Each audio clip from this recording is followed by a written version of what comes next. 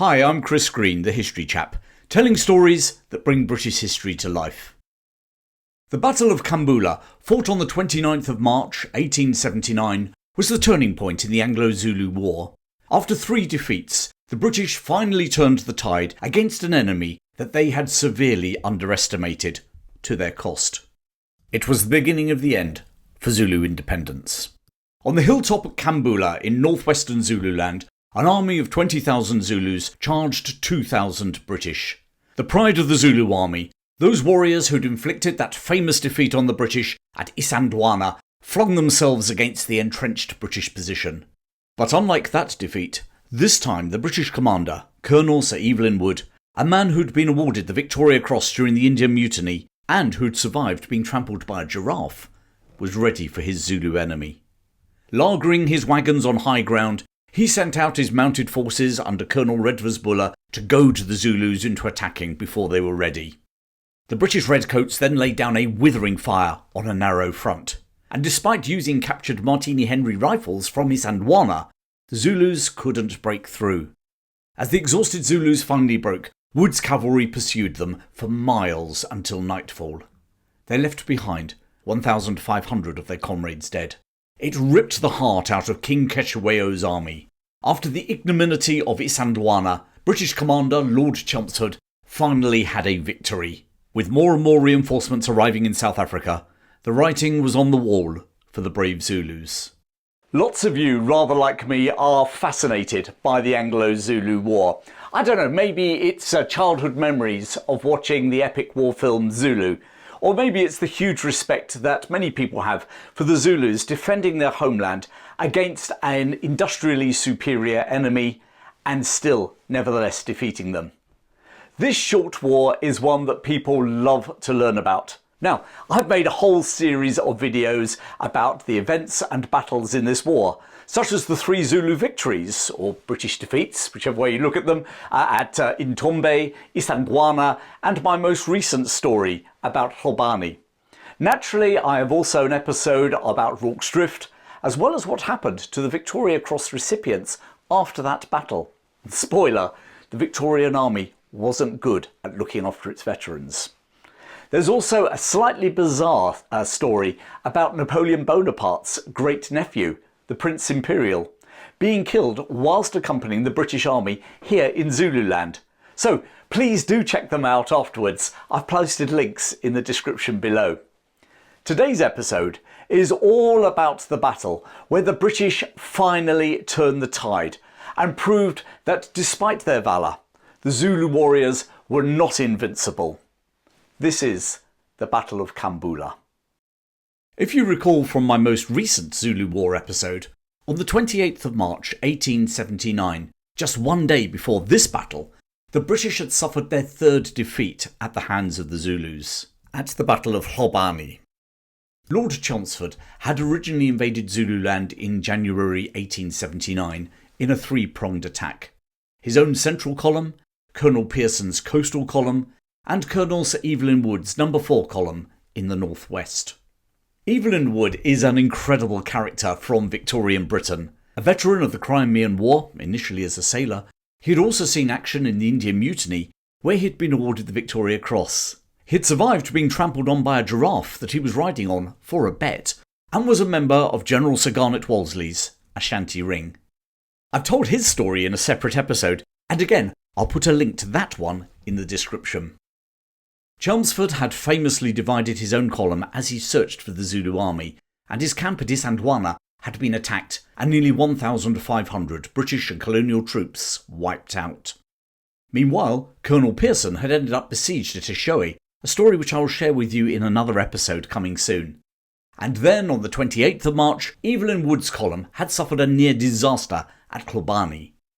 Leaving his infantry safely entrenched at their camp at Khambula, Wood had sorted out with a force of 500 mounted colonial troops, plus African irregulars, including some Zulu dissidents, to raid the Zulus on Hlobane Mountain.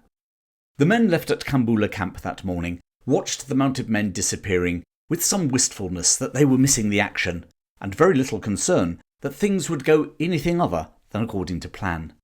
But as the afternoon progressed, they realised that something terrible had happened.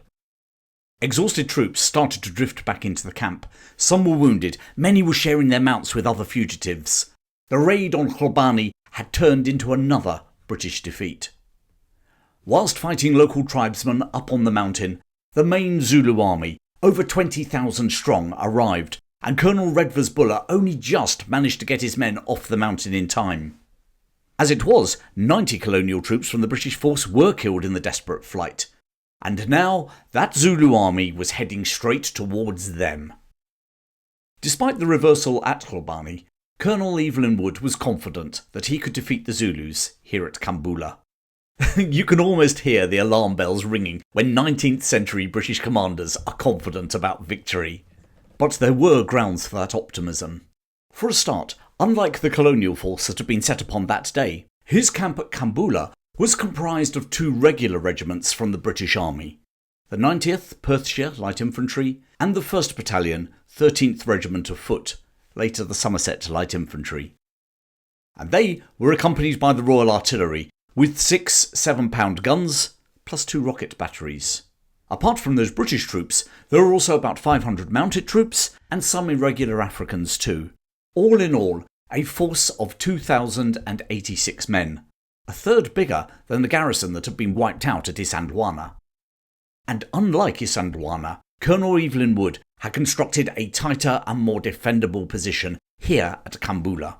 Khambula itself sat on a long ridge which overlooked most of the surrounding countryside. The ridge formed into a plateau, and on the highest point, Wood had constructed an earthwork redoubt. The southern edge dropped away steeply, which meant whilst an enemy could advance up it, it would take some physical effort, and the British would have the height advantage. To the west of the redoubt, Wood had pulled his wagons into a defensive laager, another measure that had been lacking at Isandlwana. The gaps between and underneath the wagons had been blocked with mealie bags, rocks and earth, rather similar to the defensive wall constructed at Rorke's Drift. A further laager sat to the east of the redoubt, sort of in between the fortification and the main laager, where the column's 2,000 head of cattle were kept at night. This too would be turned into a defensive fort if the Zulus attacked. So you can understand Evelyn Wood's optimism. In fact, his biggest concern was that the army who had nearly destroyed his mounted contingent at Hlobane might not actually attack him at all, but bypass him to threaten neighbouring European settlements. For years before the Zulu War, European, principally Boer, settlers had been encroaching into the area of the northwestern end of the Zulu kingdom. It had been a bone of contention for some time, and indeed those settlements had played a role in King Cetshwayo's decision to send the main part of his army up here. He hoped that their very presence would be enough to frighten the Boer settlers into loading up their wagons and leaving the area for the safety of the Transvaal. However, that was very much a secondary objective. The king's principal plan was to destroy Evelyn Wood's invading No. 4 column, camped at Khambula. He had sent 8 regiments from his capital at Ulundi, and they had now been joined by the Abakuluzi warriors who'd been defending Hlobane Mountain. Many of the men who marched from Ulundi had been part of his victorious Zulu Army at Isandlwana, and once more the king had entrusted command to 2 of the generals who'd presided over that famous victory. Also present for the coming battle were the Undi Corps, who were the warriors who'd attacked Rorke's Drift. On that occasion, they had ignored the king's order not to attack the British in entrenched positions. They'd also ignored his order not to cross into the British territory of Natal. And once more, King Cetshwayo ordered his men not to attack the entrenched British position, this time at Khambula. He urged his young warriors to seize the British cattle when they were grazing, and then hit the British when they left their camp to retrieve them. But the king, in his 50s, knew it would take a lot to control their enthusiasm. They were buoyed up by their victory at Isandlwana and now Hlobane, and like young men the world over, they were happy to throw caution to the wind. That night, the 28th of March, they camped about 10 miles from Wood's position. Meanwhile, the British regulars, the mounted colonials, and their African irregulars waited. Well, actually, that's not quite true. About 40 Boers who'd seen their leader, Piet Uys, killed at Hlobane, decided to ride off to defend their farms. And likewise, most of the dissident Zulus in Wood's army, who were supporters of Cetshwayo's half-brother, slipped away in the darkness to find their families too. However, if there were worries amongst the British regulars, It did not result in any panic, thanks not least to the professionalism of those Victorian NCOs in the ranks. With a mist hanging over Khambula, the defenders were woken by the bugle calling reveille. As dawn broke on the 29th of March 1879, mounted scouts from Commandant Raff's Transvaal Rangers were ordered to find the Zulu Army. And at 11:30 a.m, they galloped back and reported the whole army was advancing on Khambula in well-disciplined columns on a 5-mile front, rather like they had at Isandlwana. As the Zulus approached, they adopted their traditional horns of the buffalo fighting formation, perfected by the great Shaka nearly 50 years beforehand. The right horn moved around the ridge to attack wood from the north side of the camp. The left horn would approach from the south up the steep slope. The main chest slowed up to give the two horns time to join up before taking up position about 1 mile east of the redoubt. Normally when I tell stories about British battles from this era, there is often some form of mishap. Well, today at Khambula, it was actually the Zulus whose plans went wrong. Whilst the right horn had made swift progress, the left horn found themselves trying to negotiate boggy ground at the base of Khambula Mountain, and things now started to slip out of their senior generals or Induna's control. With the two horns not yet linking up, Evelyn Wood decided on a risky move. It was 1:30 p.m.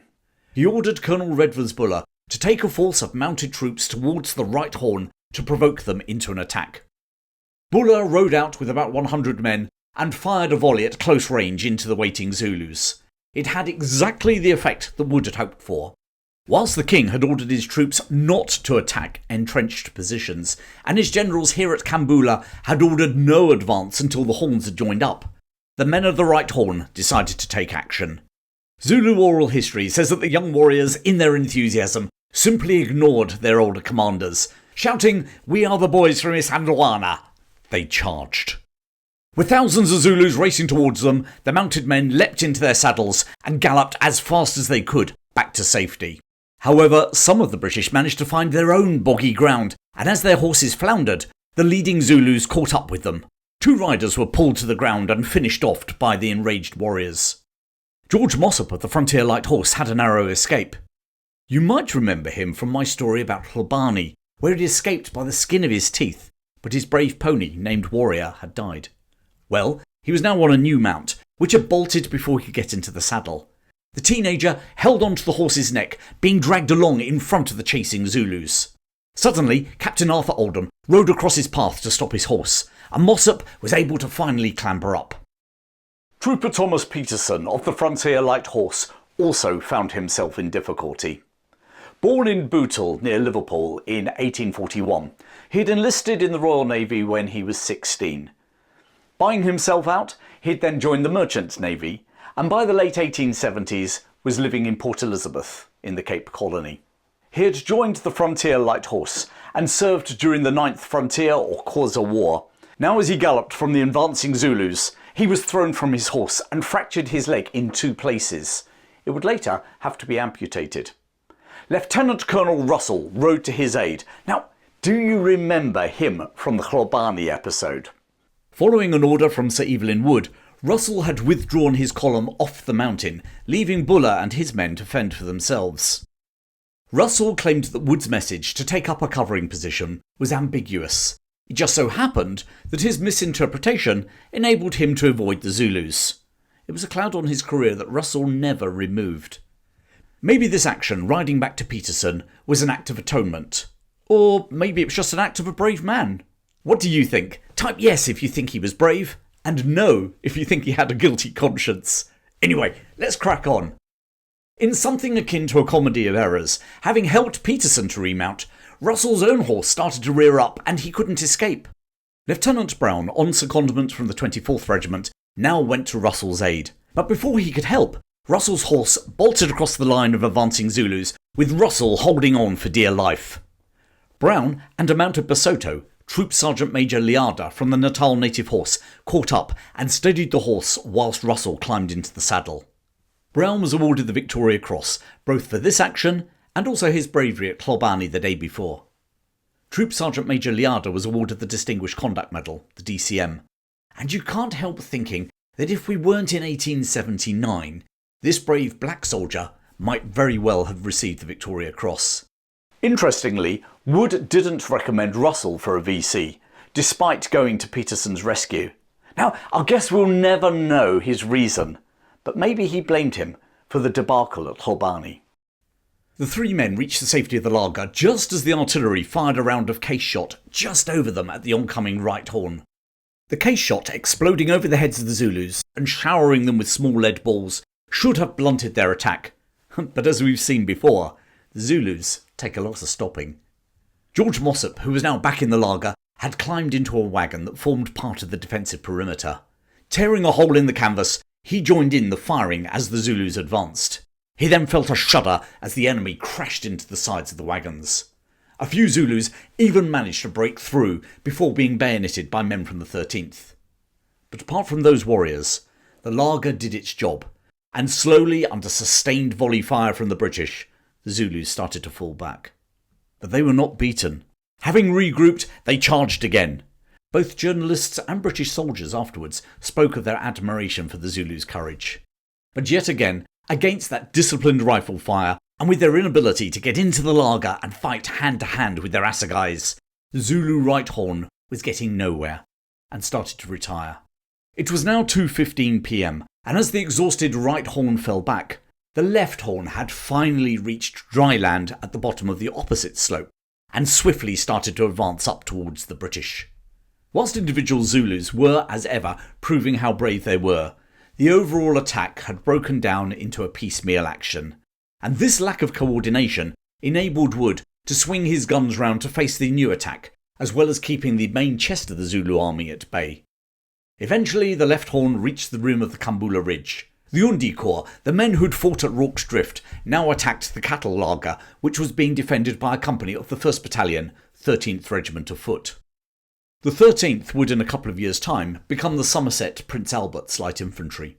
Despite their Somerset name, and the fact that their home barracks were in the county town at Taunton, the 13th recruited from across the West Country, and interestingly had a significant number of men from Ireland in its ranks as well. The ensuing hand-to-hand fighting in this laager saw the commander of the company, Captain William Cox, shot in the leg, whilst Colour Sergeant Arthur Fricker took a serious wound to the head. As the NCO collapsed to the floor, Private William Grosvenor stood over him, taking on any Zulu who dared to come near. Eventually he was overpowered, but in the process other men from the 13th pulled Fricker to safety. Fricker, Captain Cox and the remaining men fell back across the ridge to the redoubt, where Evelyn Wood personally ushered them into safety. Frick would ultimately retire from the army and, after heading back to England, returned to live in South Africa, where he died in the 1920s. In many respects, the capture of the cattle laager was the high water mark of the Zulu attack. Under artillery fire, as well as volley fire from the men of the 90th and 13th, in both the other laager and the redoubt, and by the way, the men of both regiments fired 31 rounds apiece during this battle, the Zulus were unable to press home any further attacks. It was now that the British faced a new danger. Not the massed ranks of Zulu warriors, but Zulu snipers, positioned about 300 yards to the south of the laager in thick grass that had grown up around the camp's rubbish dump.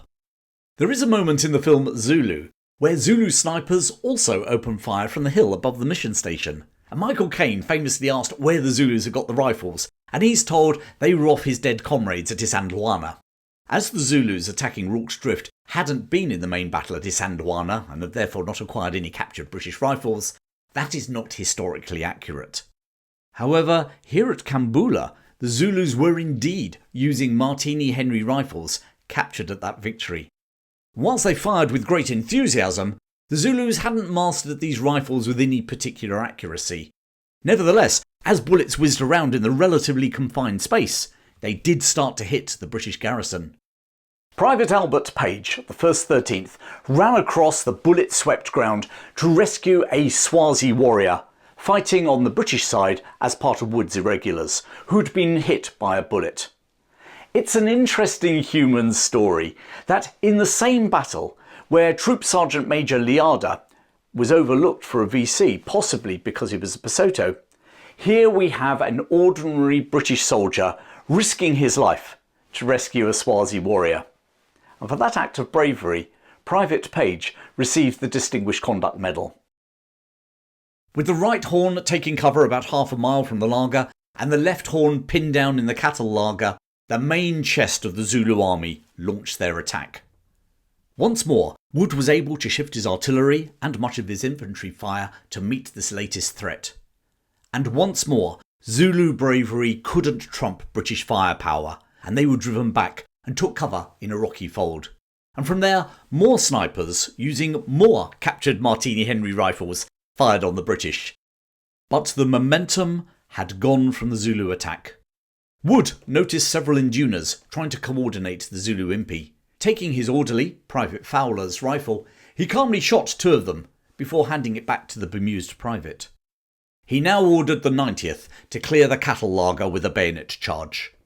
The 90th, who would later become the 2nd Battalion Cameronians, were led in this charge by 43-year-old Major Robert Henry Hackett. Still smoking his pipe as he conducted the charge, the genial Irishman was hit through the head by a shot from a Zulu sniper. Miraculously, Hackett survived, but he was blinded for life. He would return home to a promotion to Lieutenant Colonel and became ADC to Queen Victoria. Lieutenant Arthur Bright came from a wealthy merchant family from Liverpool. He'd been educated at Eton, where he was the top polo player and captain of rowing, and standing at 6 feet tall, he looked like one of those all-round Victorian heroes. Commissioned into the 90th in January 1878, Bright now took command of the party storming the cattle laager.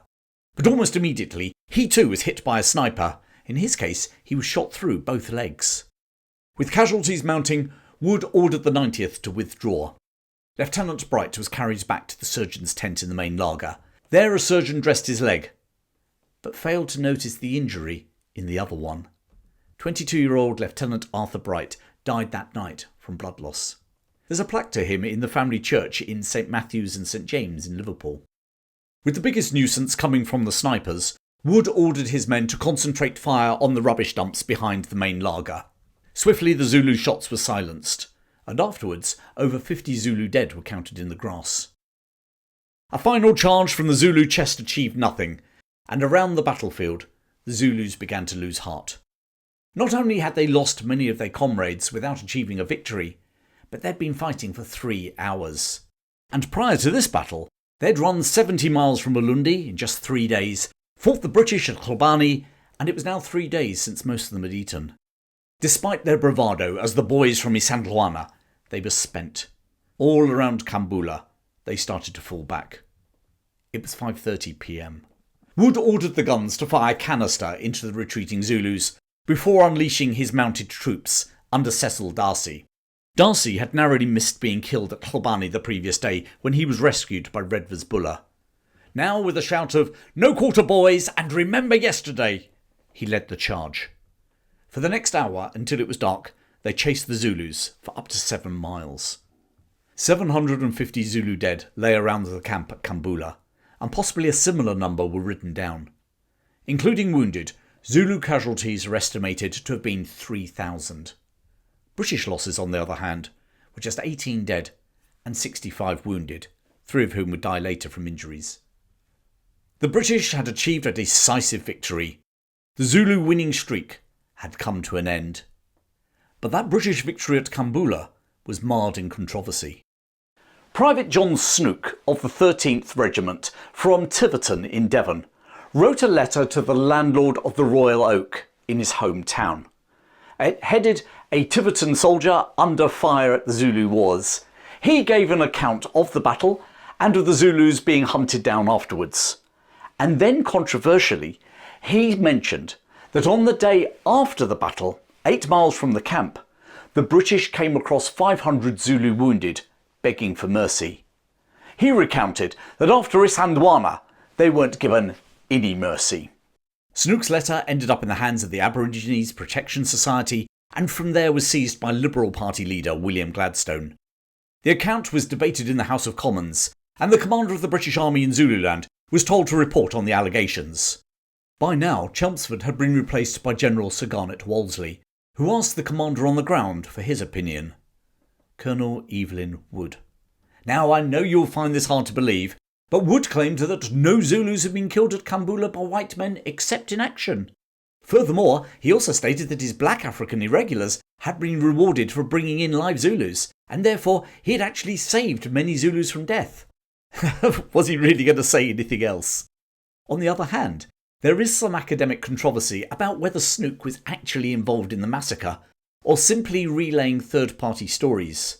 And either way, his account may have been subjected to exaggeration and bravado, as whilst his letter caused controversy, he actually wasn't condemning it, but just said it had happened. What is interesting is that Snook had served for 40 years, and retired later that year with good service medals and a full pension. It's hard to see the army honouring an out-and-out liar who'd brought them into disrepute. So, who knows? Whatever the exact truth, it certainly showed the British public the brutality of this war in a way that previous colonial campaigns hadn't. And whatever the controversy, the Battle of Khambula was a major turning point for both the British and the Zulus in this war. It ended the Zulus' winning streak of Isandlwana, Intombe, Hlobane, and it proved to the British that the Zulus were not invincible. Chelmsford had finally had his victory. Evelyn Wood had a victory that deflected the debacle of Hlobane the previous day, which probably allowed them both to breathe a sigh of relief. King Cetshwayo would never field an army of this size again until the final battle at Ulundi, and even then the army was a shadow of the bullish one that had advanced at Khambula. Thousands of his best troops lay dead on the fields of Isandlwana and Khambula, and within a few more days at Ginginovo. It was the beginning of the end of the independent Kingdom of the Zulus. Well, thanks for joining me today, and I hope you enjoyed that little known story from the Anglo-Zulu War. I'll tell you the story about Colonel Pearson's siege at Ashoe and the Battle of Ginginovo very soon, so make sure you subscribe to my channel so you don't miss them. Meanwhile, what stories from British or British military history would you like to hear about in the future? Drop me a line in the comment section. And if you haven't already, please do join my members channel. Click on the button below. Thanks for your support. Keep well, and I'll see you again very soon.